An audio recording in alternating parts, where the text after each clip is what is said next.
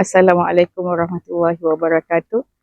Saya Nur Haslinda binti Abu Sama. Saya daripada company Hasdi Makmur Enterprise dan saya sudah lebih kurang 10 tahun berkecimpung di dalam kontraktor ni lah, bidang pembinaan.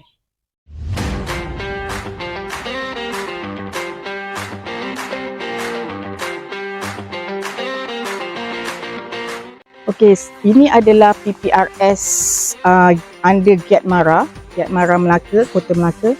Kami diberi 2 unit. So ini adalah unit pertama dan kami tengah menunggu unit kedua lah. So PPRS ni untuk pertama kalinya saya menggunakan batu V+. So pemasangannya agak mudah sikit lah dan boleh dikatakan boleh cepat sikit lah, macam tu lah.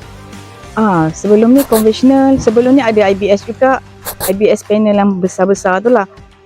Sangat okey lah, cepat lah diorang datang bantu tengok daripada macam mana teknik pemasangan, dan diorang akan sertakan video lah kalau kita tak faham. Selagi Giat Mara akan keluarkan kos untuk rumah bantuan ni, kita akan gunakan lah.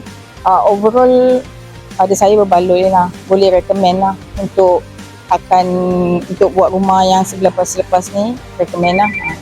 Untuk kontraktor yang akan buat rumah, sama ada rumah yang simple-simple, yang untuk jimat kos, digalakkan lah, boleh recommend lah cik. Dari rating keseluruhan berapa?